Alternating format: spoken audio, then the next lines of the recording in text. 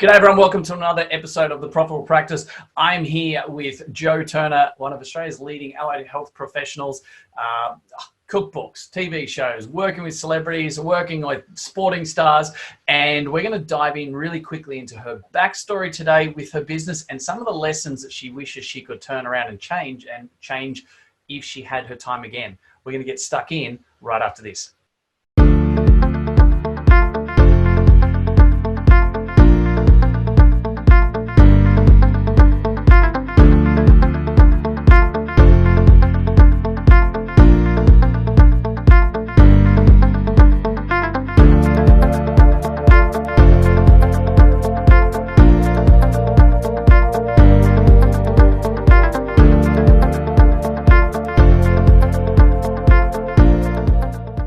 Okay, welcome, Joe. I'm going to dive straight in. You've been on our podcast before. Really appreciate your time. We love having you on board. As I said, you've been a absolute superstar for the allied health industry over many years.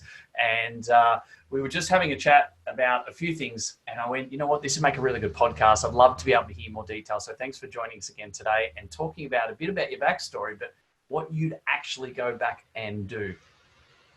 Yeah, thanks for having me. No problems.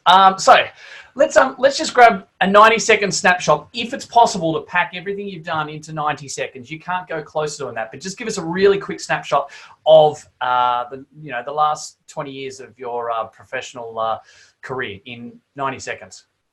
Okay, qualified as a dietitian and an exercise physiologist with a double master's degree, so I did them both at the same time.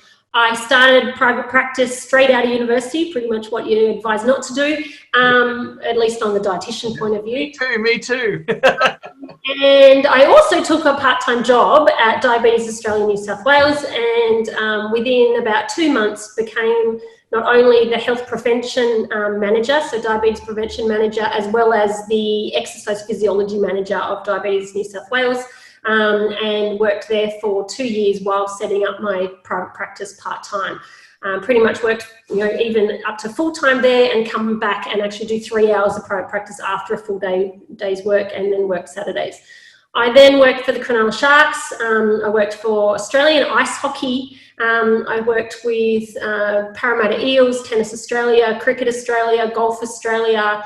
Every time you're at my nearby golf course home, you still don't call me for a game of golf. I'm too busy, I'm working. Yeah, sure. I then worked for Channel 7. I worked for Better Homes and Gardens, Diabetic Living magazine, Family Circle magazine. I worked for Australian Healthy Food Guide magazine. I worked a lot in the media in that environment. A lot of media work, a couple of cookbooks. Through that. I actually owned a baby food company there for a while. I worked then for food industry, so I worked for Nestle. I sit on advisory boards for them. I worked for Creative Gourmet and Chef's Pride. I still own a food manufacturing company that's about to bring out a new food product into Australian supermarkets, so watch that space. Awesome. And don't give away any secrets right now, though. Now's not the time. Tell you anything like that. So that's in your spare time, Joe? I've worked for Microsoft, Breville, Harvey Norman, Fisher and Paykel, a whole range of different corporate health organisations. So I've had my finger in lots of different pies, and then I've opened New Active Health, a Sydney-based private practice that we have dietitians, exercise physiologists, psychologists, sleep apnea specialists, a gastroenterologist, who else do we have? Diabetes educators, so a range of health professionals at my clinic here, and seen about 30,000 clients so far. So that's probably... Well, it took a little bit more than 2 minutes, but I'm bloody impressed that you managed to get through that much in that time frame. So thank you. But what we really wanted to dive into right now is, okay, so you're an absolute rock star. You've done a huge amount of stuff, and there's so many lives you've changed, which everyone is very grateful for. But I always find it interesting when I talk to people that have been really successful. And one of the questions I love to know is, if you had your time again, what would you change? Because there are a lot of people out there that take that opinion of, I wouldn't change anything because what I did made me who I am, and I've made these mistakes, and then I learned this and that opened. And I totally get that, right? I totally get that, because we are creatures of habit. We learn from our experiences. We always make mistakes and we learn from them. I totally get that. But there are certain things that we would make sure we change later, because there's other ways of learning things without having to go through some of the necessary pain we put ourselves through. So what are some of, let's grab 2 or 3 of these right now and just spend a few minutes on each one. What are some of the things that kick us off with something you know that if you had your time again, you'd change this, do that? Give me something. So let's start it off. It is hard because, I mean, it is true that every mistake you make, you do learn a lot for it. It's also hard, me being a female in business. There's pros and cons of that. I've had to take time out and having children, so 3 children, and I actually ended up taking my laptop to the labour ward and actually take phone calls, media phone calls during labour, and actually I was getting interviewed by a magazine during labour because they were on deadline and we'd committed to the story. Right. So I am very... I'm hoping the contractions were a reasonable distance apart. Yeah. I also checked out of the hospital early so that I could actually have a meeting with Harvey Norman Commercial when we were actually signing a contract that they were sponsoring my teaching kitchen here. So I have a $40,000 teaching kitchen at my practice that was fully sponsored by, so I didn't pay a cent on that sponsorship that we had. Harvey Norman, Fisher & Paykel, KitchenAid, Circulon, Estestone, Vitamix, Nestle, Breville, all come on board. Let's get into some of the pain point though. What's one of the biggest things? What's a big thing right now that you wish you had have changed? I think one of the things I would have changed is that I would have delegated more. Okay. I think when you come out of you don't have enough money to sometimes think that you can outsource some things. I know I wrote my entire website when I first started, that I think I would delegate more. I think I've worked a lot in the business and not enough on the business. And you get to... That's a lesson a lot of people need to learn, I got to tell you. I mean, because, doing a lot of the business development that I do in health and medical and the global stuff we do with aesthetics and things like that, it's crazy the amount of people, and I rephrase them as like $10 tasks or $20 tasks. It's the, I'll just do it now, it'll only take me 3 or 4 minutes. But that 3 or 4 minutes times by 4 or 5 avenues always ends up taking half an hour. Yeah. And how much of your time is half an hour worth? And I totally get the understanding that we don't have a lot of money when we first start and cash flow can be really tight. But knowing where your genius is, knowing where your real value is and the benefit you can give to other people by delegation and leverage, as we like to say, is huge, right? Yeah, absolutely. So that's what I would work on is I would change how much I delegated out and actually spend... So you couldn't do your own website? Definitely not do your own website. That takes far too much time and it's not going to be as good. No. So my next website, I think, cost me $10,000. But, I think it's $10,000 well spent. So I would delegate more. I would actually learn more.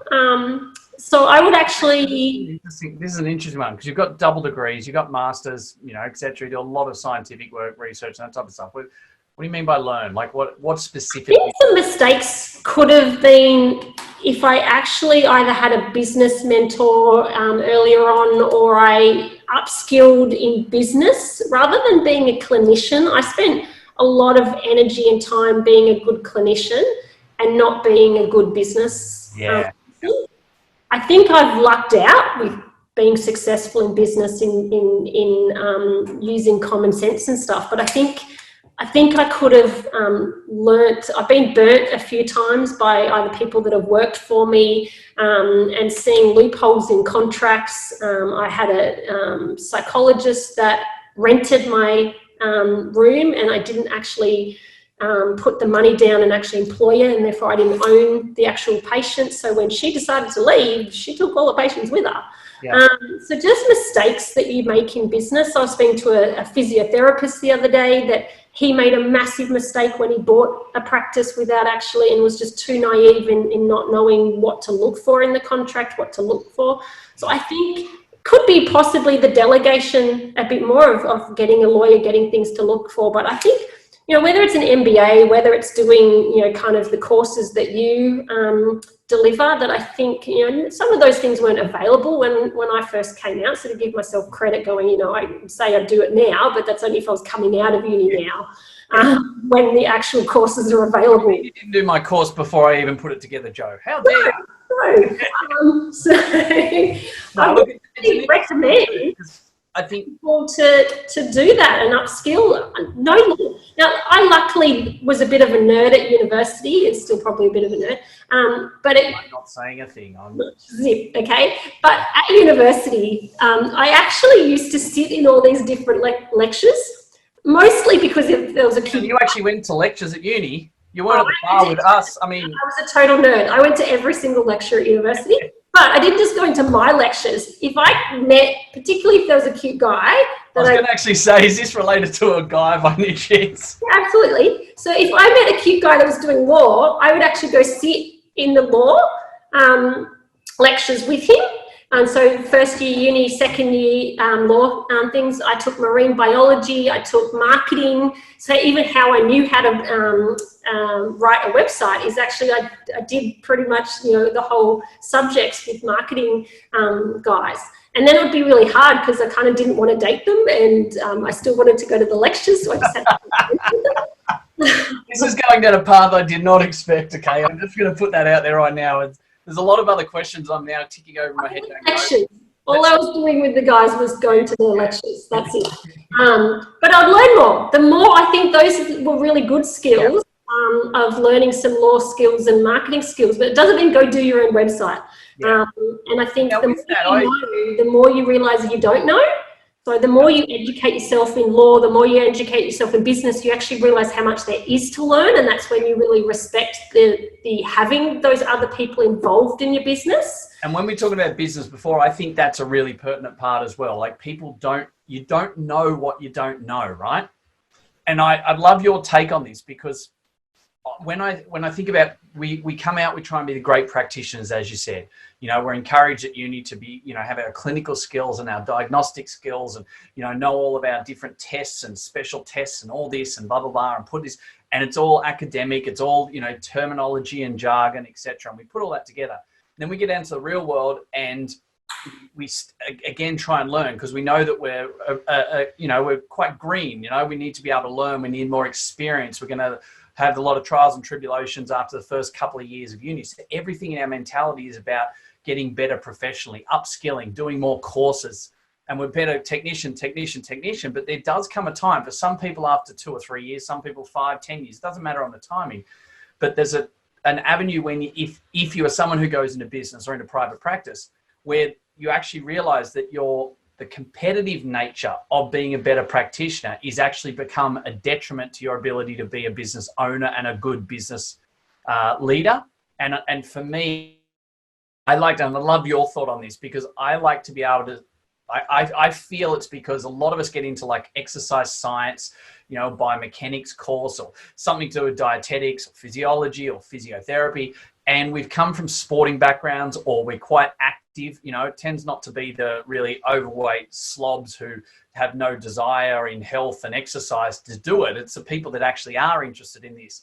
So we come through from a bit of a competitive background. We need a fairly high UAI, TER schooling, you know, degree to get into a market from school to get into the degree. We've got different sporting backgrounds. And I always feel, and I'd love your thoughts on this, I'll be quiet and let you answer this, but I actually think it's a little bit of that sporting competitive background that drives us when we come out of uni to try and be the best practitioner, get the highest grade, be the best clinician. And we drive ourselves so far forward in that competitive nature on the practitioner side that we actually stop. We don't actually stop to go, hang on, there's some other things over here that I need to learn that I'm actually not that good at, and I don't know what I don't know.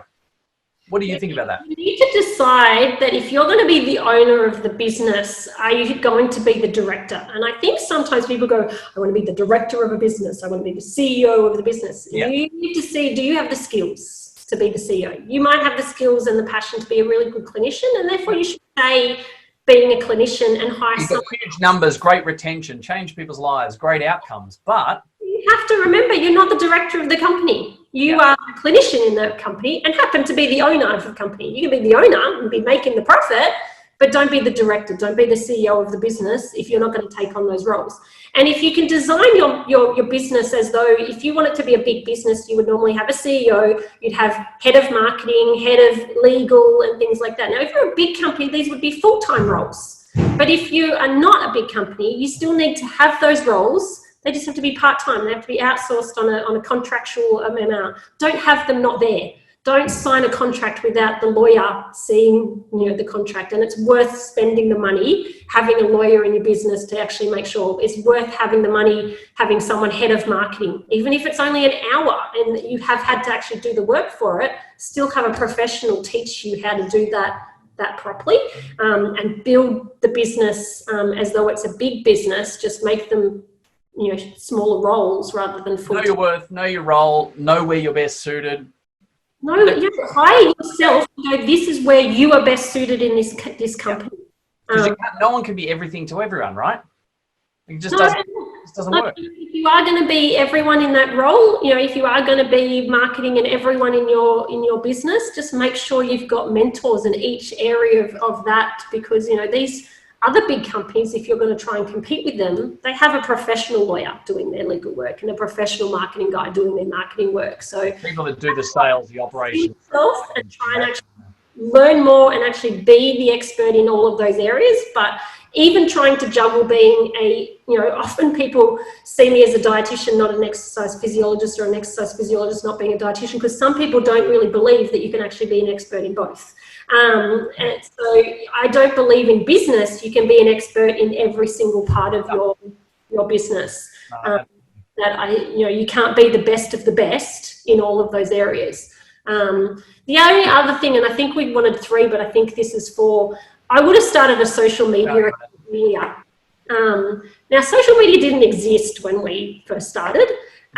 Even when it did start, we kind of even slightly got discouraged not to do it, that it's not professional and things like that. But I've heard now, like even in Hollywood, if you had 2 actors, both awesome, both have had lots of roles, whoever gets the highest social media gets the job. And this is coming now in my business world now, that people are going, I don't care that you've got 20 years of experience, I don't care how many books you've written and blah, blah, blah. If you don't have a social media following, we can't have you the face of our business. The corporate side of things, yeah, absolutely, it's huge. Now, it's so important. You don't want to sell yourself. So my Taekwondo master said, we can get you a following, Joe. We'll just do some Taekwondo moves in a bikini. And it's like, I don't think they're quite the followers I'm after. So you still have to be professional and still do all the code of conduct of ESSA and DAA or whatever organisation.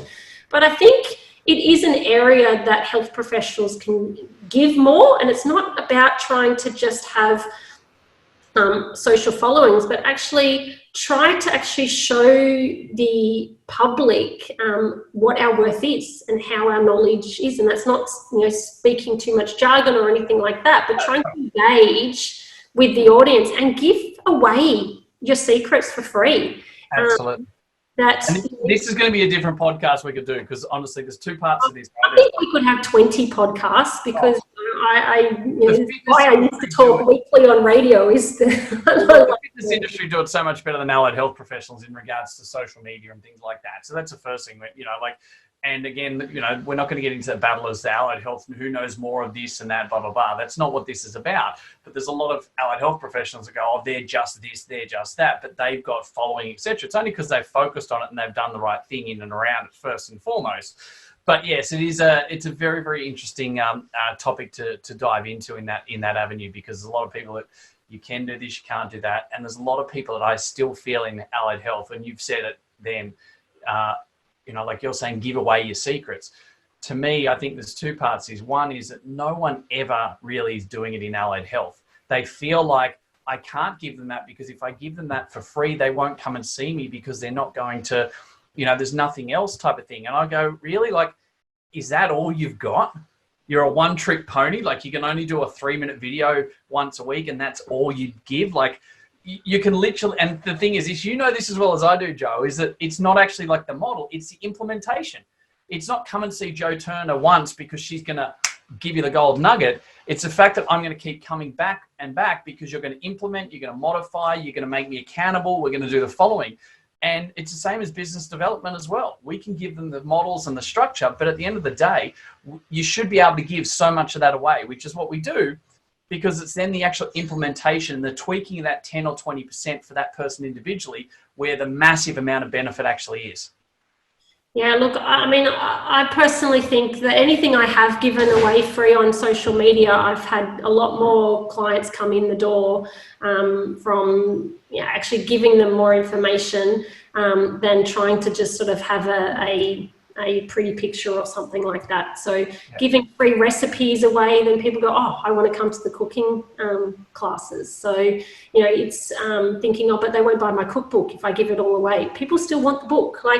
So you're not giving it all away as in, it's all in one package, because you can't actually assess that patient, and every single person I see gets a different exercise program, a different motivation strategy, a different analogy to try and explain what they need to understand, a different diet plan. They've got similarities, of course, because we're all aiming towards a healthy lifestyle, but they're all different. But what you're actually giving them is examples of some of the things that they could potentially be getting of it. But yeah, so they're the 3 things that I would. I think there was about 6 there, but that's okay. We always evaluate. I just think don't ever stop learning. I think even after 20 years, there's still so much that I'm going to learn, and I'm sure in 10 years' time, I'm going to go, okay, now I wish I could have done this, and I just think I've achieved what I as well, though, aren't we? Pardon? We're all in ever-changing environments, like exercise, research, like different outcomes. Like I go back even in the last 5 years, and even like ACL recos, there's a huge amount of research saying don't need to have recos, but 10 years ago it was like you had to do it, but then when you did it, you had to do it off like semi-tendinosis grafts. Whereas 25 years ago, that wasn't thought of. You do a patella tendon graft. So things are always changing, right? So we always have to learn and keep up with it. And it's the same as business. It's the same as everything. Yeah, and look, I kind of think, I'll probably only work for another 20, 25 years. And I kind of think I'm halfway now. Yeah. Am I going to achieve everything I want to achieve? Do I have the same goals that I had when I left? Have I achieved those? Have I already done more than what I thought I could achieve? So it's just trying to, constantly keep, learning, meeting people. I think one of the great things with social media is that you really get to know, you wouldn't have known me if it wasn't for social media and things. So the more you can connect. There has been some, we did wag a few presentations at a particular conference with one of our associations in Canberra a few years ago, and sat out and had a good yak about some stuff. But I think you only knew me through social media. No, it's all good. Hey, Joe, thank you very much. Thanks for having me. No, that's right. Thank you very much. I love, like I always said, success leaves clues. You've been really successful, but there's something that we can always learn from our own journey and our own lessons and other people. I know there's been some great gold nuggets that other people will be able to step forward with because of your generosity today. So thanks for your time and have a great day. No worries. And if anyone wants to, connect with me on social media and ask me any direct questions, my door's always open for people in the industry. Perfect. Joe, you're a legend. Thank you very much for your time. No worries. Take care. Hey guys, thank you very much for listening to another episode of the Profitable Practice Podcast. I would love nothing more than for you to be able to leave a review. I get so much joy out of listening and reading the amazing things that you guys say about this. So please subscribe to our channel, leave a review, and share it with your friends. Let's get some more fantastic information out there so all of us can grow the industry together. Cheers for now.